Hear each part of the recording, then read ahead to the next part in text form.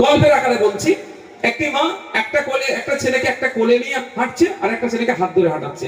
কোলে যে ছেলেটি আছে সেটা হচ্ছে সতার ছেলে, আর হাত ধরে যেটা নিয়ে যাচ্ছে সেটা হচ্ছে আপন ছেলে।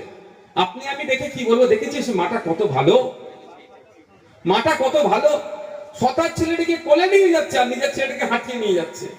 এটা কি মা ভালো কাজ করছে? মা ওই সতার ছেলেটি যাতে যথা সময়ে পা না হয়, নিজের ছেলেটাকে হাঁটা শেখানোর জন্য হাঁটিয়ে নিয়ে যাচ্ছে, পড়ছে উঠছে হাঁটে যাচ্ছে।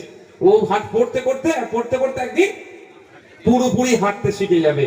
আর সতার ছেলে যথা সময়ে হাঁটা নাও শিখতে পারে, সে হাঁটাটাই হয়তো ভুলে যেতে পারে।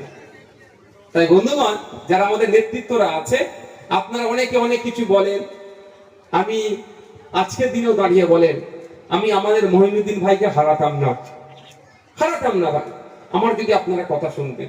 দেখ, পাস্ট ইজ পাস্ট, তবে পাস্ট থেকে যেটা হয় সেটা শিক্ষা নিতে হয়। ইতিহাস তৈরি হয় কেন? ইতিহাস থেকে শিক্ষা নিতে হয়, শিক্ষা নিয়ে আগামী দিনে চলতে হয়। ইতিহাসের শিক্ষাটা কি? যেটা ইতিহাস হয়ে গেছে, যে দলের যখন সুপ্রিম চেয়ারম্যান যখন বলে দিচ্ছে সেই জায়গাটা থেকে এ করতে হবে। আমি আপনাদের কি বলেছিলাম খেয়াল আছে? বলুন তো, আমার কাছে কি ভোট জিতাটা বড় ছিল? বলেছিলাম কি, যদি দেখো রাস্তায় অসুবিধা হচ্ছে তোমরা ফিরে আসবে, আমি দায়িত্ব নেবো, মিডিয়া করবো, আমার দায়িত্ব। কিন্তু চলুন, আপনারা একটা হয়ে গেছে, আপনারা এগিয়ে গিয়েছিলেন, আমাদের ছেলেকে খুন হতে হচ্ছে। তো আগামী দিনে আপনাদের অনুরোধ করব, আমরা যে নির্দেশনা দেব আপনারা মেনে চলবেন।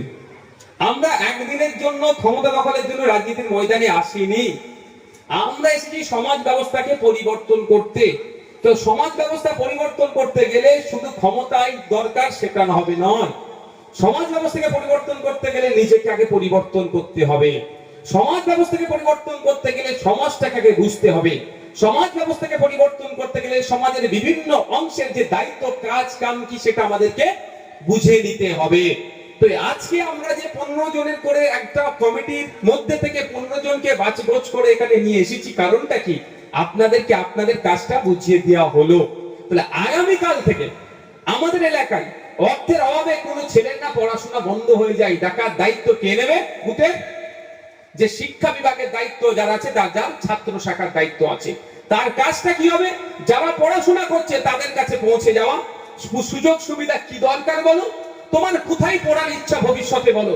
তুমি কলকাতা ইউনিভার্সিটিতে পড়বে, তুমি যাদবপুরে ভর্তি হতে চাও, তুমি আলিয়াতে ভর্তি হতে চাও, রাজ্যের গন্ডি পেরিয়ে Delhi university, Jawaharlal Nehru university, Jamia Millia university, Osmania university, ভারতবর্ষের বিভিন্ন প্রান্তের এত বড় বড় বিশ্ববিদ্যালয় আছে, তুমি কোথায় পড়তে চাও সে তার মনের কথা বলবে।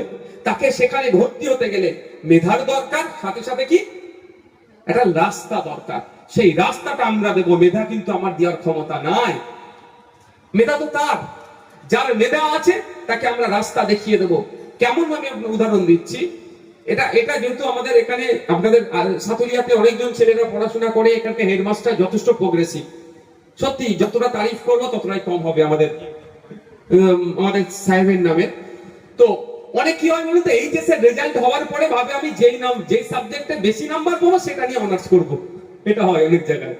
কিন্তু তাহলে আপনি আলিয়ার মতো বিশ্ববিদ্যালয়ে চান্স পাবেন না, যাদবপুরের মতো বিশ্ববিদ্যালয়ে চান্স পাবেন না।